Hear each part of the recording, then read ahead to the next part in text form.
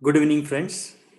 I welcome you all on behalf of the Unique Academy in today's webinar. Before we start with the webinar, let me again introduce you with some of the features of the batch, which we are going to start on 4th of January 2021. The batch is precisely going to be focused on UPSC Prelims 2021. As you all know, there are some students, those who have been preparing for quite a long time for prelims, and there are students, those who couldn't manage to get through the prelims. So to deal with their queries, to deal with their difficulties, and to polish their efforts and to contribute as we can manage to, in their journey towards getting success, we have planned a special batch for UPSC Prelims 2021. Let me share a slide which will allow me to discuss some of the features of the batch, and then we will continue with the webinar today. So dear friends, as you all can see here on your screen, the UPSC Prelims Special Program, which we are about to start on 4th of January 2021.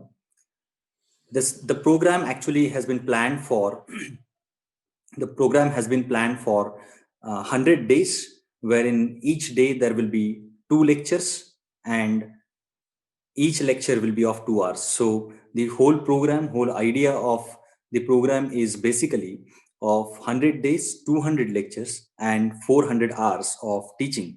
And this whole program will certainly ensure, the credible teaching, valuable inputs to you all. Of course, it will also cover the basic concepts as well as, some of the insights into how to deal with the questions so far as prelims is concerned. A very important point that needs to be remembered. Just allow me one more minute. I'll again share this slide. So here is again a slide. So 4th of January is the date of the batch, and there are features of the course which you can see on your slides or on your screen. So here you have the details wherein we will be discussing every subject and its strategy in detail. There will be separate strategy sessions, how to deal with that particular subject only from prelims perspective. Then intensive teaching, of course, in 400 hours, we will be certainly ensuring the fact that we give you valuable inputs on every particular subjects. Then there will be exhaustive syllabus coverage. As you all know, the syllabus provided by UPSC, particularly for prelims, is almost a one-liner. So you have to kind of decode the syllabus. You have to kind of search for different aspects of the syllabus. And then you can do it, of course, from previous year's question papers. But then the experts here in the academy will be, will be giving you guidelines how to deal with those hidden aspects of a syllabus and how to deal with the questions, how to predict questions, and thereby, get confidence while appearing for prelims. Apart from that, prelims is being objective exam, right? There must be a practice session. There must be ample amount of practice of MCQs, multiple choice questions. So we will be providing you all, those who will be enrolling for this batch, we will be providing you all with a test series which will run parallelly with this batch. The test series is planned for the students, those who will be appearing in 2021 prelims, right? So we have around 25 question papers, including including CSAT. And each question paper, after each question paper or after each test, there will be separate video conducted, or there will be separate lecture conducted, and the concerned faculty members will be giving you details and analyzing the question papers. Apart from that, we will be also ensuring that the personal attention is given to the students. You may wonder, like, how is it possible when it comes to an online platform? But we have been doing this for almost now 7-8 months, and the students are very much connected with us, and we allow them to interact with teacher directly through the online platform. So once we get the permission for offline, we will certainly meet in person. But then online platforms are equally efficient, when it comes to an interaction with the students and teacher. So we will be ensuring personal mentoring in the batch. And yes, of course, an important point here about which today's webinar has been planned, and that is CSAT. So I won't spend a lot of time on this point, but let me tell you that we will be also ensuring adequate amount of CSAT sessions in this batch, and there will be ample amount of practice being undertaken or being taken care of in the batch, particularly CSAT on CSAT. Next, there will be test series conducted wherein you will get all India ranking, which will help you to judge your performance, which will also help you to understand where you actually can locate yourself so far as the competition is concerned. Apart from that, we will be providing you topic wise notes for almost all subjects covered under UPSC prelims syllabus. There will be separate sessions for current affairs as well, right? So dear friends, these are some of the features of the special batch which we have planned for the students, those who are preparing for UPSC prelims, say in last 2 or 3 years, and those who will be appearing for the first time in 2021. With that, I would like to hand over this session to Vikrant Bhosle sir. Vikrant sir will be discussing or will be sharing some of the insights, how to prepare for CSAT, what is the importance of CSAT paper so far as prelims result is concerned, and he will be giving you valuable guideline how one can approach when it comes to GS paper 2, that is CSAT. So I would like to hand over this session now to Vikrant sir. Vikrant sir, you can continue with the session, and please enlighten us with your guidelines. Thank you very much, sir. Good evening, friends. So let's begin with objective of today's webinar, which is live on YouTube. Actually, there is so much to speak about CSAT and preparation of CSAT as far as UPSC prelims examination is concerned. But today we will focus our discussion on the significance of CSAT in your entire scheme of preparation, not only prelims but entire scheme of preparation, and what kind of strategies an aspirant should adopt so that when he or she starts preparing right now, there will be attainment of the objective, that qualifying the CSAT. Now, when you come to preparation of CSAT as an aspirant, many people have a variety of questions. So those questions will be taken care at the end of the session. So I'll give you a frequently asked questions list, and accordingly I will try to answer those questions. And in the end, if you have any other question besides those questions, you can ask them in live chat, which is available on YouTube. Okay, so accordingly we will answer the question. So let me share with you a presentation which covers the relevant points of today's discussion, and accordingly we will start our discussion. Okay, this presentation visible to you? Right? Okay. Now let's begin. The first question when we talk about the strategy for CSAT preparation should come to your mind is why the CSAT is significant. Okay, after all, you have to spend some time on studying it, right? You have to spare some your valuable time for it, right? And what is a trick, or what is interesting part of it? Even though you have to qualify this paper for the mains examination, in order to write the mains examination, the weightage for this marks, amount of marks to be scored, are merely 33%. So again, the paper is part of your syllabus, but the marks allotted to it are very less compared to GS1, right? So you have to spend some time to ponder on the question, or to reflect on the question, why at all in the first place UPSC chose this subject as a part of prelims. Okay, this the next question which we try to address is significance of CSAT according to UPSC, Union Public Service Commission. So this paper was made part of the syllabus in 2011, right? But if you look at civil services examination, it has a history. And as an aspirant of public administration, or as an aspirant of civil services and civil service examination, you should be curious about what is the history of civil services examination, how it came into existence, what changes has witnessed been by this exam, and what is the significance of those changes to the current era, right? So for that, I'll give you a brief history of, or the milestones of civil service examination. Then we will move towards our today's discussion. Okay, so this is in brief milestones of evolution of civil service examination. So if you want to mark phases in civil service examination, the first phase ends in 1979, because before 1979 there was no preliminary examination. So there was only written examination and then interview. Okay, and before 1969 the examination was written in English only. So they allowed Indian languages only for GK and essay in 1969. So if you move forward, then came Kothari Commission, and it recommended overall of the structure of the examination. Then they removed essay, and they introduced two optionals: do GS paper, GK essay. But again, this new main examination scheme also incorporated preliminary exam. So preliminary exam started in 1979. And if you look at preliminary exam structure, the then preliminary exam structure, it had one GS paper and one optional paper. And optional paper had a double weightage to GS paper. And this examination scheme of prelim continued till the recent latest changes which were brought due to introduction of CSAT and removal of optional paper.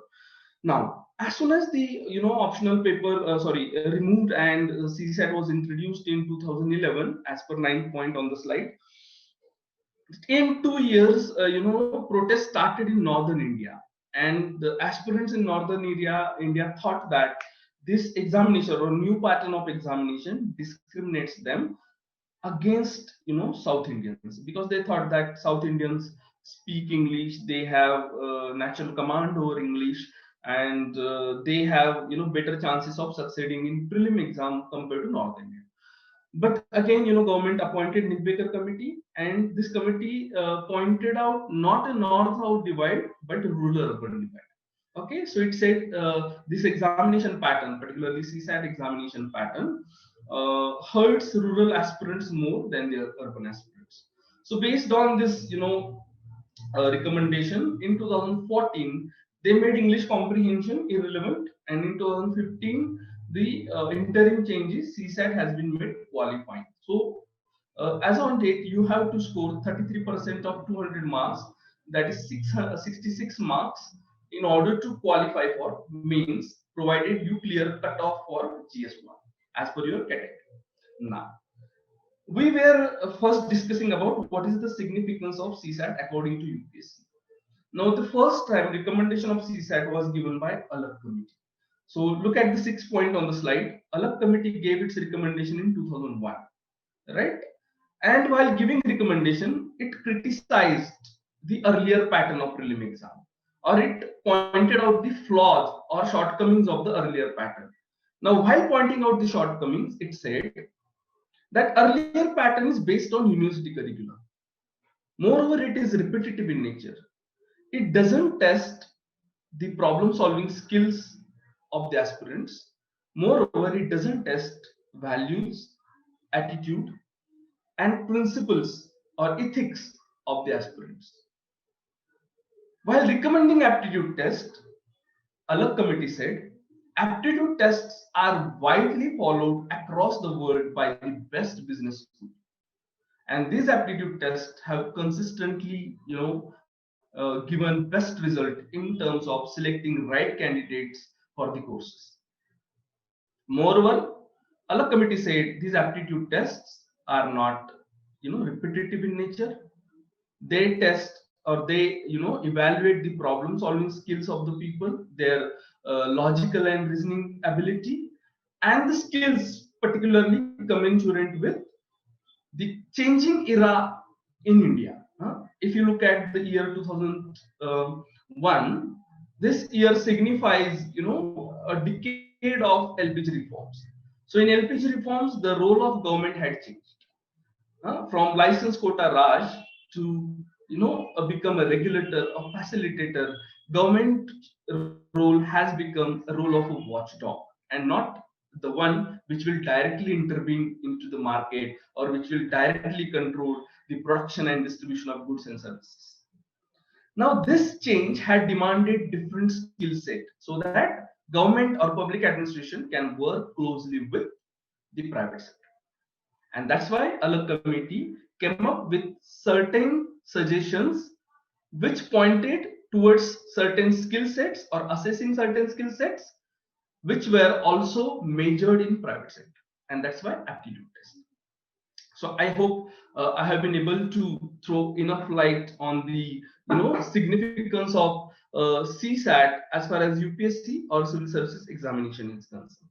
Right now, let's move forward. Now, this is a food for thought for you guys. Now, those of you who are watching this YouTube video or those who are going to watch this YouTube video, they must think about these questions in general, not only for CSAT, but in general.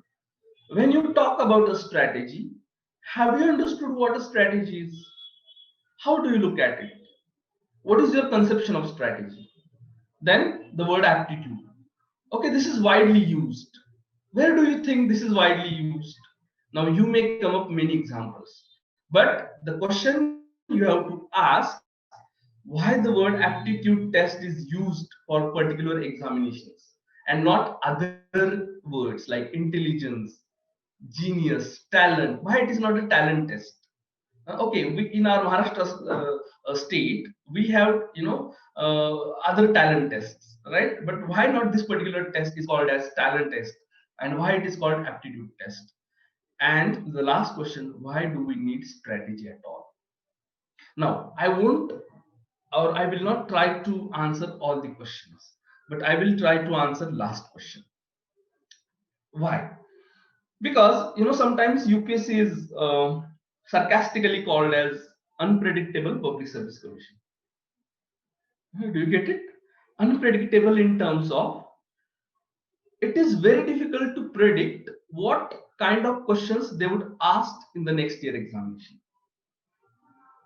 And let me tell you for guarantee that there will be some variations in the examination itself. Okay, so how to handle that kind of unpredictability? So strategy take care of that kind of unpredictability. It highlights you all the dimensions that you should take into account while preparing a subject or an examination for that matter. So for that you need strategy, and while designing the strategy, you should naturally ponder over the question, what are those all dimensions that you should take into account? So we will today discuss some of those dimensions. I will share with you some of the tips, but as I said, there is so much to share about CSAT with you. This a short session will not suffice, and that's why we have come up with the programs of say 200 lectures and 400 hours of teaching for all the subjects of prelim, which will include CSAT and enough practice, which will help you to put all the strategy discussed into the practice. So let's move to elements of the strategies. What are the different elements, or what are the different elements of the syllabus as well? Okay. Okay. This is the analysis of CSAT questions asked in previous papers. So I have included around 7 years of analysis, and on the left hand side there are elements of syllabus. So RC means reading comprehension, EC means English comprehension, LRAA means logical reasoning and analytical ability, GMA and BN means general mental ability and basic numeracy, DIDS means data interpretation and data sufficiency, and last DM means decision making, and ISCS means interpersonal skills including communication skills. Now, if you look at the table, reading comprehension has been always a dominant part of the examination of CSAT or CSAT paper. English comprehension, as I said, has been made irrelevant since 2014. Then second dominant part or second major component is logical reasoning and analytical ability. Then third is mathematics, which we call general mental ability and basic numeracy.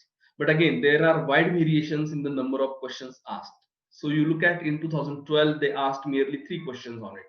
But again, in 2016, they had asked 26 questions.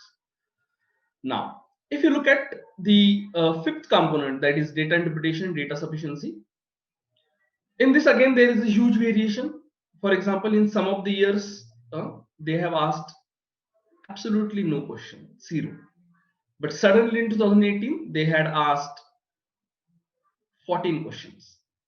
So again, you cannot discount this element. Now, since 2013, when ethics has been made part of main examination, the last component which deals with decision making, interpersonal skills, including communication skills, no questions has been asked on this component. But still, if you read the notification, this component is still there as a part of your syllabus. So we need to pay attention to all these components. But for now, we will look at major components only. So what are those major components? Reading comprehension, logical reasoning and analytical ability, and third, general mental ability and basic numeracy. So we will deal with these components today one by one. And while discussing these components, I will highlight certain pitfalls, I will highlight certain tricks, I will also highlight the type of questions that are asked and weightage given to the questions. Okay, let's move forward. Now this diagram is a little bit, I would say distorted, but still you can pay attention to the percentage figure. Okay, so logic, as I said, RC is a dominant part with 35%. Logical reasoning, analytical ability is with 32%. Then general mental ability and basic numeracy 27%. So again, these are the major component as highlighted by pie chart. Now let us look at first dominant component, that is reading comprehension. Again, if you categorize or analyze the questions asked in reading comprehension, you will find 4 categories. First is inference, okay, second is main idea, third is assumption, and fourth direct and specific questions. Again, if you look at in this, inference is a major category, but not all the time they ask this directly. They ask you that what kind of inference or which of the following is the most logical inference that can be derived from the above passage, but that may not be the style of question all the time. There will be different wording to ask the same question. So what kind of wordings are employed by UPSC as a part of CSAT paper, that you have to understand. Now, again, when you compare assumption with inference, there is a similarity. Both are based on the passages. Both are indirect, means they are not directly given in the passage, but still there is a difference. Okay, an inference cannot be called as assumption. Similarly, an assumption cannot be called as inference. So sometimes you might end up confusing one with the other. So that requires a theoretical understanding and enough practice to figure out whether it is inference or assumption, and accordingly choose the right answer. Now, main idea. Main idea is, theoretically is a very easy question. But again, figuring out main idea is not an easy task, because where to limit yourself while figuring out main idea is very difficult to understand. And those who do not have enough practice, they end up making wrong choices. And last category is direct and specific question. I often tell to my students, this is one of the most dicey category or dangerous category. Why? Because in inference, assumption, and main idea, you can at least learn methods or certain ways of deciding how to figure out inference, assumption, or main idea. But in direct and specific question, there is no definite way to figure out answer, because examiner or UPSC can ask you these questions in infinite number of ways.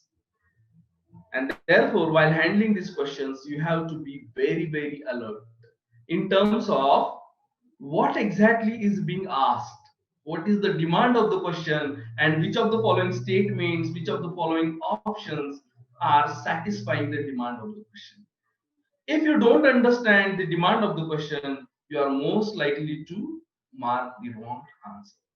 So these type of RC questions, the methods of solving them and their inner practice is needed to handle the RC component.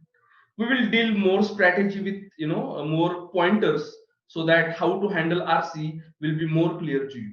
Okay, so let's move to points to be kept in mind. Okay, now these are some of the key points about RC preparation. Okay, so let's pay attention to first point, language ability. Now, this component is most of the time taken for granted by students who have science background, who have engineering background, or who have been schooled in English medium schools or convent schools.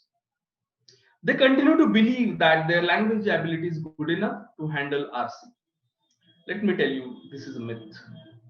Because when these students, now that we have been teaching for years, we have come across many examples where students apparently have, good conversation skills or good communication skills, but still, while solving RC questions, they end up making many mistakes. Now, why does that happen? Because often language ability is mistaken with your ability to converse, not necessarily. Language ability also deals with reading skills. Language ability also deals with writing skills. Not only that, you should be able to understand your thought process in that language. Now, let me tell you, experience of native students, those who speak or those who have their mother tongue other than English. For example, Marathi or Hindi. Whenever they read any text, okay, they unintentionally end up translating that English text into their own mother tongue. That's their way of understanding the text, or that's their way of understanding stuff. Now, this is a very unconscious process, shaped by years of schooling. You cannot overcome that process and start thinking in English, because translation, of course, takes time, but not only it takes time, most of the times translations are not accurate. Okay, again, why does that happen? Because you take the help of, say, bilingual dictionaries. I would say at a very, basic level. But again, not all those dictionaries can give you exact meaning of the English word, which can be given in English to English dictionary or a good English to English dictionary. So there are many factors which influence your language ability.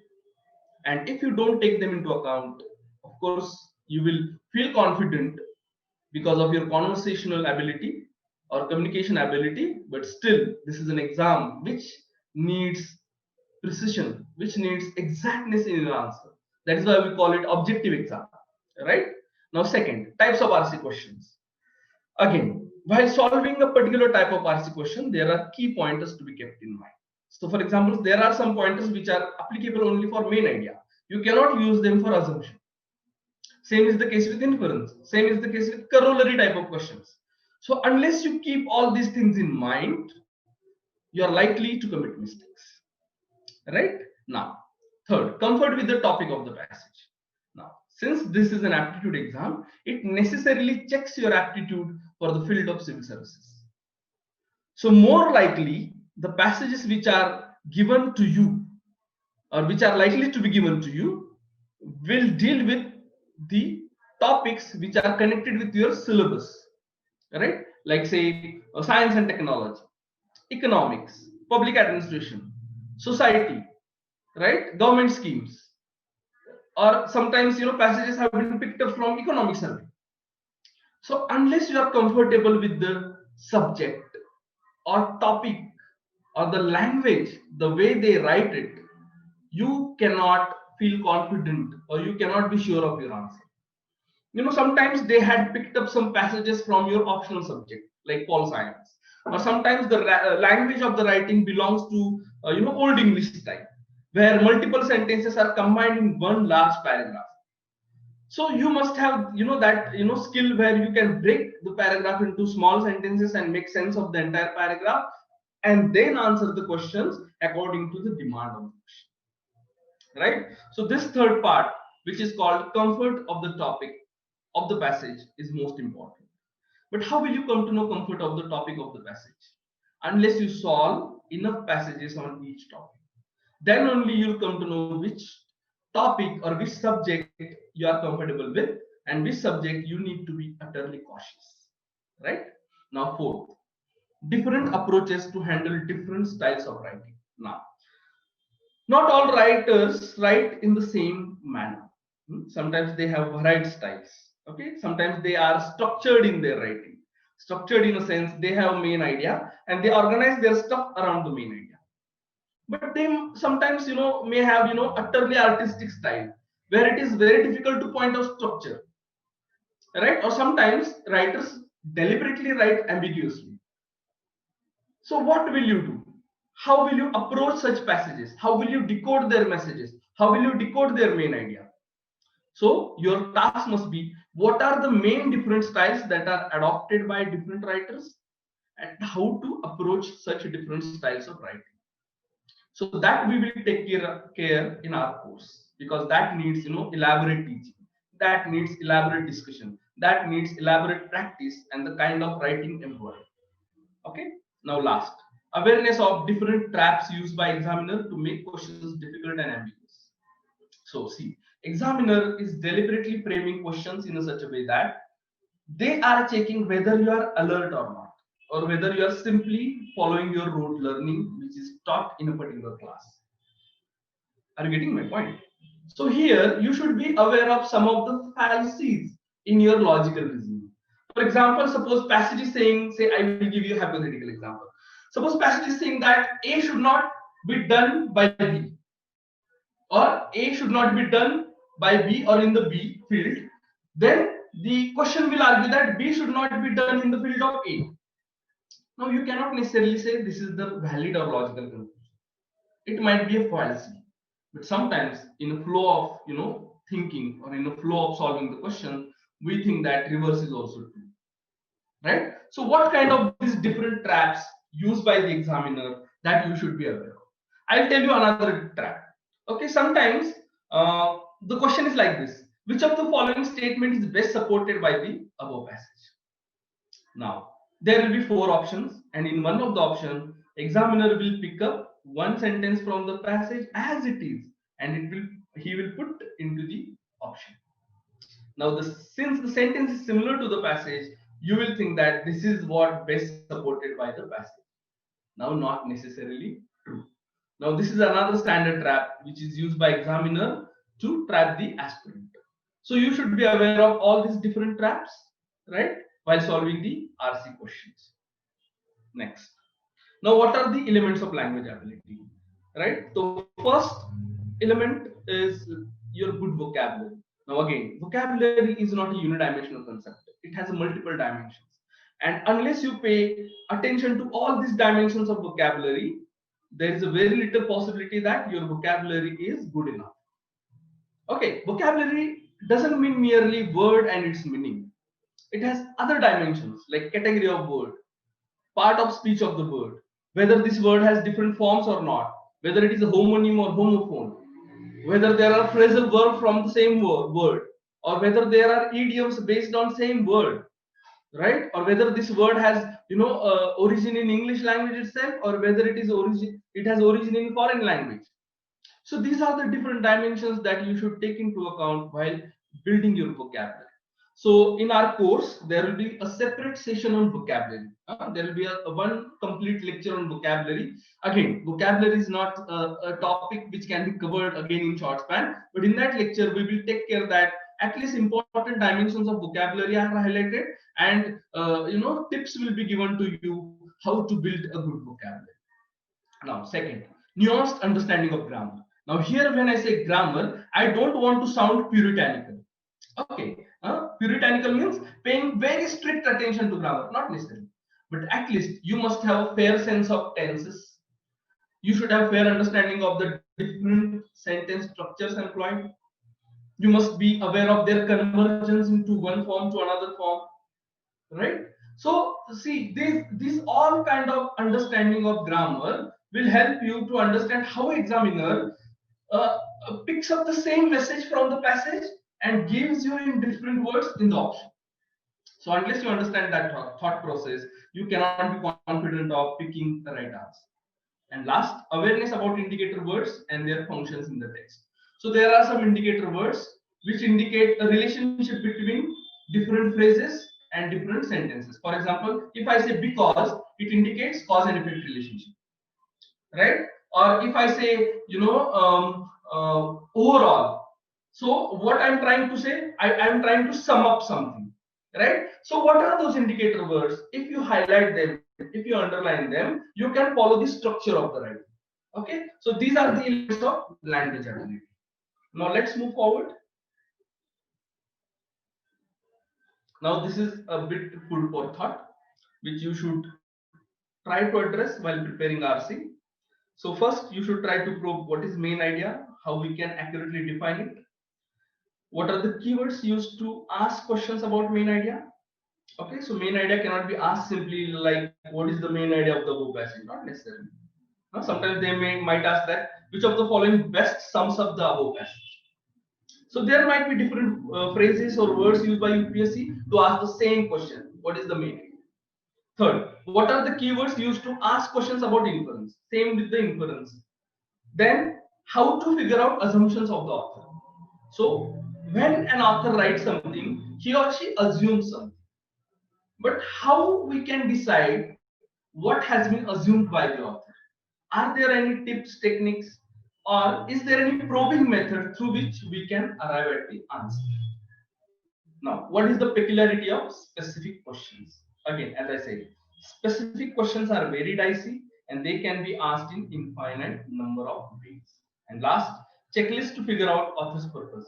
Now, so far, not a single question has been asked on author's purpose. Okay, but sometimes the question can be asked like, what is the key message of the passage?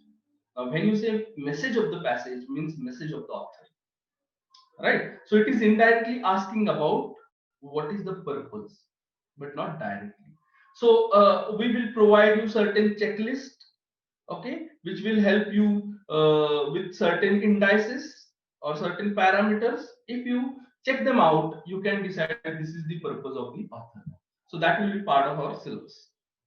Now next, what are the different approaches for RC passages? Now, as I said, different writers write in different styles, but major three approaches which you can use for decoding a passage or content are these three. First is structure of the passage approach, in which a passage has a structure and you can figure it out. Second, storyline method. In storyline method, it is like a story, but it has no structure. Okay, yeah, sometimes author gives you things in a random way, and then you have to correlate these things with each other and then make sense of the entire passage. And last is optimized reading method. Optimized reading means how you can understand passage in less reading. This happens or this is needed when you have less amount of time. So we will deal with all these three approaches in our course in detailed manner. Okay. Now next. Okay. Let's look at this analysis of questions asked on basic numeracy and general mental ability. Now, if you look at dominant component of this subtopic of the syllabus, number system is most dominant. Okay, on number system, there are 20% of the questions are asked. When you say number system, means we are dealing with even number, odd numbers, prime numbers, natural numbers, integers. Okay, so this kind of phrasing will be there in your questions. Then there will be questions on averages, right? Then third, percent. Fourth, simplification, ratio and proportion. Now, if you pay attention to these five dominant topics, you will realize that the number of formulae used in these topics are very less, even less than the number of fingers we have. Do you get it? So there is a huge scope for creativity to the UPSC. UPSC can bend the question in number of ways, and unless you understand the question completely, you cannot design a formula to figure out the answer. So that's what makes solving CSAT a different exercise from other aptitude tests that we will speak of in the end. So have you got the dominant topics of basic numeracy and general mental ability? These are, again I will repeat, number system, average, percentage, simplification, ratio, proportion, and last, permutation and combination.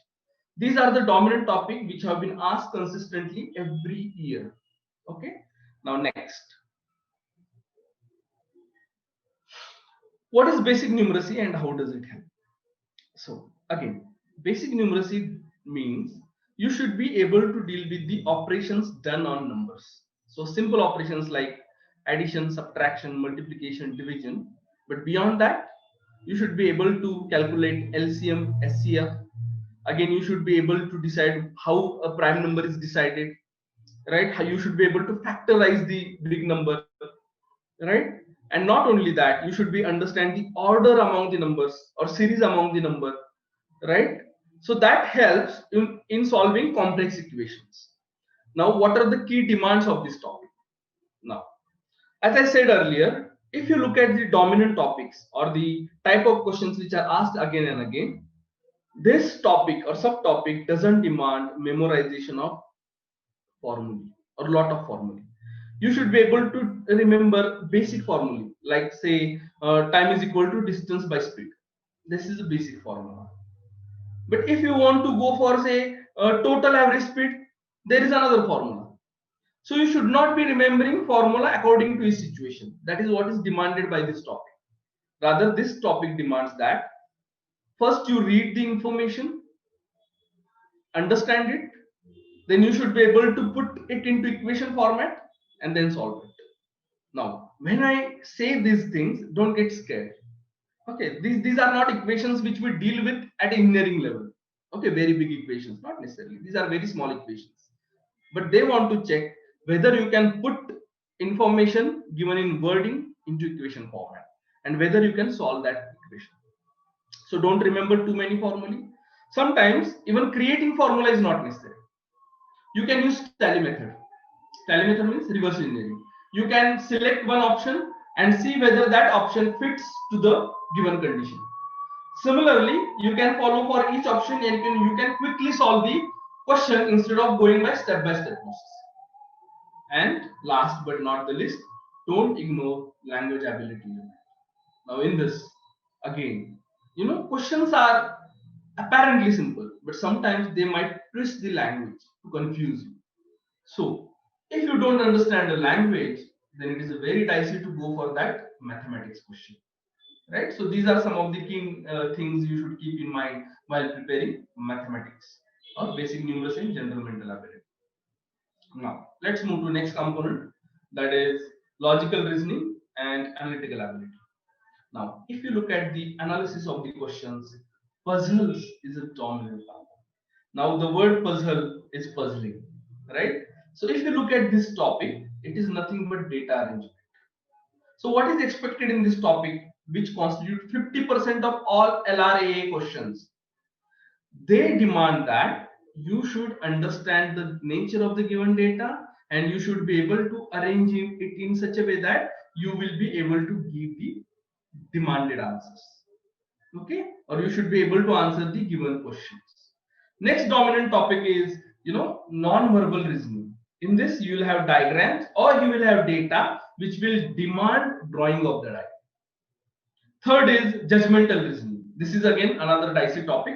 Why? Because there are no certain specific methods with which you can deal with judgmental reasoning. So it is very subjective, and we often tell to our students that you should deal with them, at the end of your round or final round of your solving the question. Then there are simple topics like direction sense test, blood relations test, Duke, Venn diagram, statement conclusion, syllogism, artificial language. These are the simple topics where you can, learn some methods, you can practice them enough, and you can handle the questions. So all these topics will be, comprehensively covered in our program, and we will ensure that you will be provided booklets which will ensure your enough practice. Plus, we will arrange a test series for you so that you will feel confident while entering into exam. Now next, what are the things to be kept in mind as far as logical reasoning and analytical ability are concerned? This topic demands no or little use of formula. So there is a no, burden of remembering any formula here. Simply you have to understand data, relation between data components, and arrange them. But there is a huge diversity in these topics. Okay, you cannot pinpoint a particular type of questions. You must develop an ability to understand the question and arrange the data accordingly. Third, practice, practice, practice. So there is no shortcut to this topic. Unless you practice enough questions on each topic, you cannot be sure of your performance in this topic. Performance not only in terms of accuracy, but also in terms of speed. And speed is also most important when the examination has certain time considerations. Fourth, remember key ideas. Like say, I'll give you an example of blood relations. Now in blood relation, when you address questions where you are asked what is the relation of P to Q. Now when you want to decide relation of P to Q, the first thing you should know is what is the gender of P. Do you get it? So gender component has a key role to play in this type of data arrangement question or logical reasoning question. If you understand that, you know where to pay attention first. In the entire chunk of data, where to look at. If you know that strategy, if you know that method, you can pay attention to only useful data and not unnecessary data. Now UPSC has done this trick as well. They sometimes give you unnecessary data just to confuse you, but that data may not be used or useful in solving the question. So you should be able to figure out which data is necessary and which data is not necessary. Next, fifth point. Nature of information offers hints how to solve the question.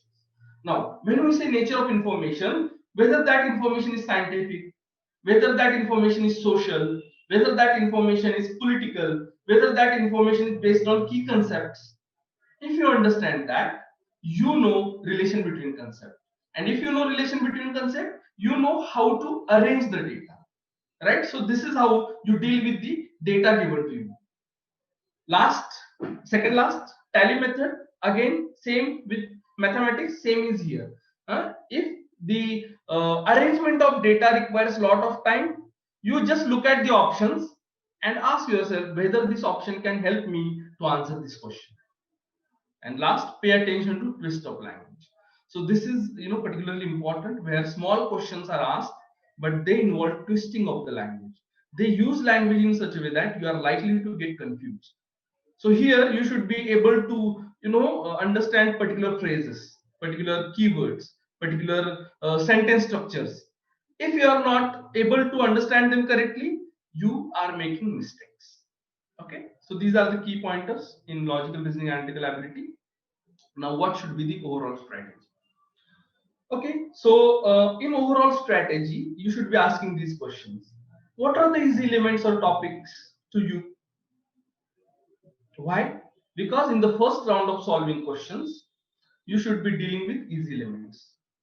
Second, subjects wherein preparation is not adequate. So again, first is about strength, second is about weakness, right? So you should be aware at least that these are the topics in which my accuracy is not good. These are the topics in which I consume a lot of time, or these are the topics where I get confused. So at least you can do away with these topics. You can keep them aside and you can deal with them later on. Third, expected reading speed versus actual reading speed. So do you have any idea how many words you are expected to read per minute in this exam? Barely 150 words per minute. So at least you should be able to measure your reading speed. And when I say reading speed, I am not saying mechanical reading speed. I am saying actual reading speed. Actual means what? You understand the stuff. So it is nothing but understanding speed. The speed with which you understand the content. Now, four, targeted marks, expected accuracy, and number of questions to be solved accordingly. Now, this fourth component is to be paid attention at the stage of giving tests. This depends on a variety of components. First, your speed. Okay, so suppose out of 80 you are able to solve only 60. That much is your speed. So if you solve 60, what should be your accuracy to get your targeted marks? Now, ideal targeted marks are what? 66. But keeping that target is a very dicey, because sometimes you might score less mark. So let's keep target a little bit higher, say 80 marks or 100 marks. So if you want to score say 80 marks or 100 marks, what should be number of questions attempted and what should be the accuracy of your questions? That kind of understanding you should develop. So I will give you chart and you can keep that chart with you and you can use that at the time of your test stage. Now, time saving methods. Okay, so if you prepare each and every element carefully with enough practice, you can understand certain time saving methods. For example, as I said, in reading comprehension, you have optimized reading approach, which helps you to understand passage in a very less reading or in a very less time. Similarly, there are some methods for mathematics, there are some methods for logical reasoning and analytical ability. Also, there are some methods for data interpretation. So you should be aware of these time saving methods. And time management, again, as soon as you enter into the hall, you should have a plan that how many questions you will solve in first 90 minutes, because overall you have 120 minutes, right? So last 30 minutes are to be kept aside for your second round or your third round. So your battle, the real battle, is for first 90 minutes. Then if you are not able to solve the expected number of questions which are needed to cross the threshold of 33% marks, then you should be taking second round and third round. Okay. And last part is how to figure out easy questions. Now why this important, I'll tell you. So this is a table. You pay attention to table. I'll explain the table. First column indicates number of questions that are solved. So suppose first question that 80 that you are solving, your speed is enough to solve 80 questions. Now if second column indicates what should be the percentage of accuracy if you are targeting 66 marks. So the chart says even if your accuracy is 50%, means out of 80, if your 40 questions are correct, still you can get what? 66 marks. So number of accurate questions which are needed are 40. So even if there is a negative marking, still you can cross 66 threshold. But as I said, don't keep that target, because keeping that target is sailing close to the wind, right? So that should not happen, because even if something happens by mistake, you are gone. So keep target of 80 or 100. So if you have 80 as a target, then accuracy should be 55%, or number of questions should be accurate 44. If your target is say 100 marks, then the percentage of accuracy 63%, means number of questions to be solved or accurate questions 50. Are you getting my point? So if you solve 80 questions, out of these 50 questions are correct, still you can get 100 marks. Have you got my point? Similarly, your accuracy, number of questions to be solved, will vary depending on the number of questions that you are going to attempt or you have actually attempted. So if you say solving 75, 70, 65, 60, your left column indicates what kind of accuracy should be there in your attempts to score particular marks, say 80 or 100. So this table to be kept for your reference for future purposes when you will be actually dealing with test or mock test. Now last. This deals with the analysis of 2019's paper. So if you look at bifurcation of the questions into three levels: easy, moderate, difficult. And if you look at last row, bottom row, total number of questions, so 41 questions were easy out of 80. Are you getting my point? So even if you are able to solve 41 questions confidently, accurately, still you can get 66 marks. But the trick lies how to figure out easy questions. How to decide that this question is easy and this question is not easy. That is not an easy task. That demands enough practice. Okay, so that's why we always emphasize on practicing at least enough questions. Even though you have engineering background, science background, doesn't matter, unless you know for sure with practice that yes, you are comfortable in this particular topic, you should not take things for granted. Okay, let's move forward.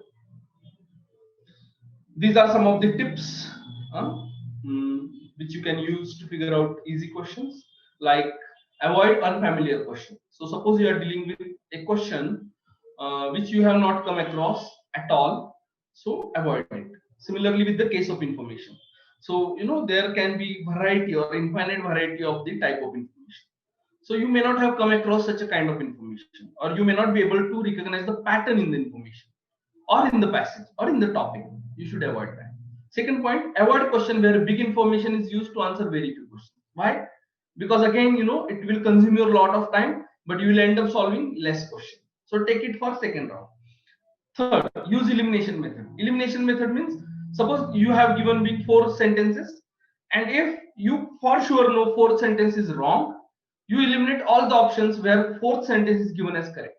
So that is simply elimination method. It is applicable in RC, it is applicable in maths, it is applicable in logical. Again, use tally method, reverse engineering, where you look at the options and then decide whether that option can answer the questions or not. And last, avoid questions if a word, phrase, or sentence structure is unfamiliar or seems ambiguous. So it might be possible, despite your language ability, you might come across such a sentence or phrase or word which is not known to you. So avoid it. Don't feel overconfident here. Now these are the frequently asked questions. First, can we do away with difficult component of the syllabus? So some of you might be from arts background. They might feel that mathematics is not their cup of tea. So many people asked us, sir, can we avoid maths? Can we only prepare for reading comprehension, logical reasoning, and crack the CSAT? My answer is clearly no. There is a possibility, but why to take risk? Because UPSC is known for unpredictability. So my, at least soft suggestion would be, you should not be preparing each and every component of hard topic or mathematics, say, for example. You should be dealing with some of the topics which are easy to you in mathematics. Why to leave that at least, right? And if time permits you, you can deal with hard topics.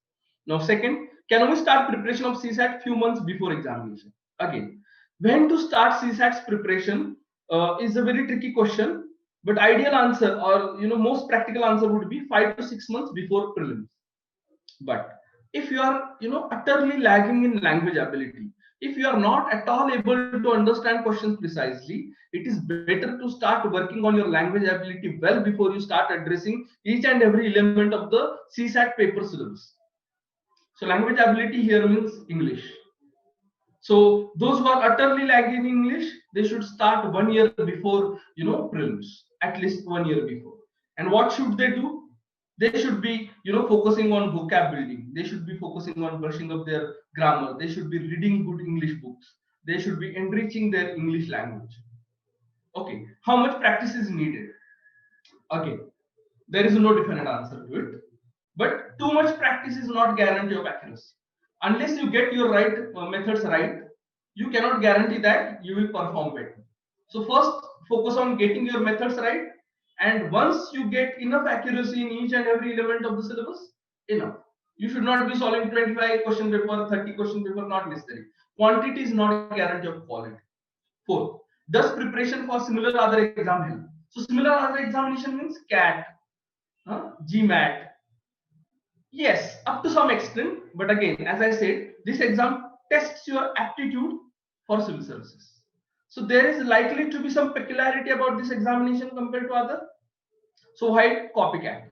So you can borrow certain preparation from those other examinations, but you should not rely on them completely.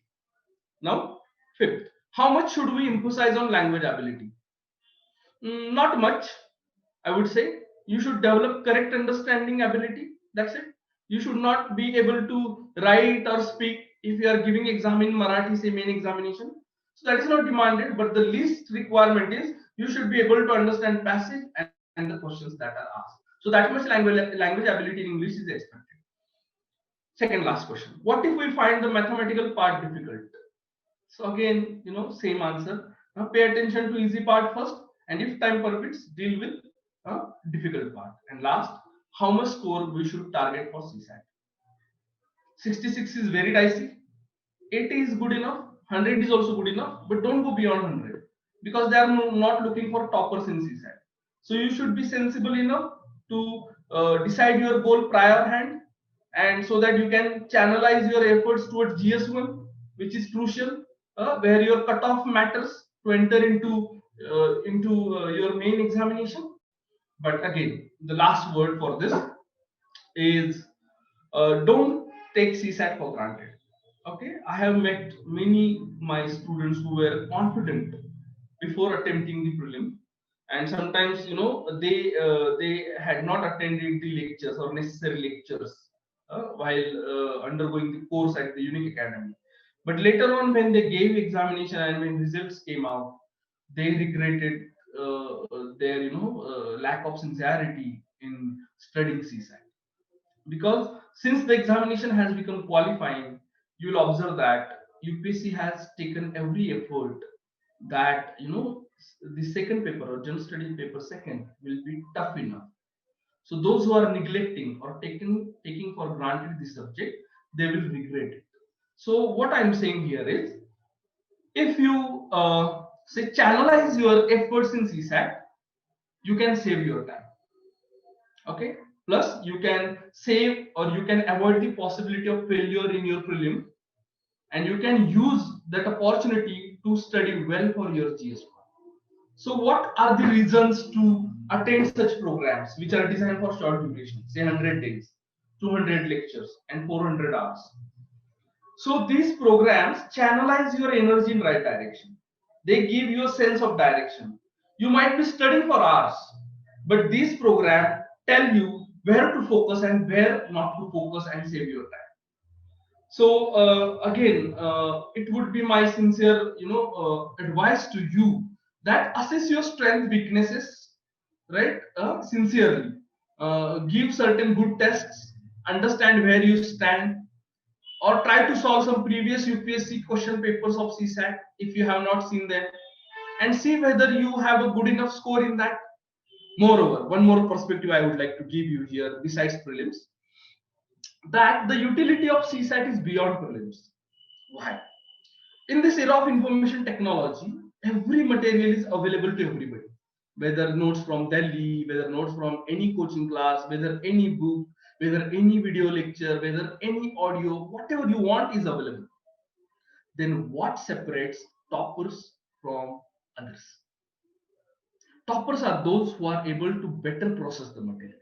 They study material, or they can study the material in depth. Now, why they can study? Because they possess or they have certain skill sets which help them to study material in a better fashion. Now, CSAT is among that subject or those subjects which help you to acquire those skill sets which can help or sharpen your thought process, which can develop your language ability, which can develop your reasoning ability, which can develop your logical reasoning skills. And this will help you to study not only for prelims but also for mains, like in subjects like essay, in ethics, or in writing good answers. Articulation of your viewpoint, this should be precise, and this is what we observe across many aspirants who are now writing mains examination. Most of them have knowledge, but they don't know how to put it on paper. So CSAT helps you in that as well if you pay enough attention. So we are looking forward to have more conversation with you on this subject, and how to make this subject useful for you for the mains examination and for entire preparation of civil services. So thank you so much for sparing some time to listen to my this small session on strategy for CSAT. And I'm looking forward to meet you and discuss variety of aspects of CSAT, and to help you to find a way forward to prepare not only for CSAT but the entire exam as a whole. So thank you so much, guys. Subscribe the Unique Academy's YouTube channel and press the bell icon for latest updates and videos.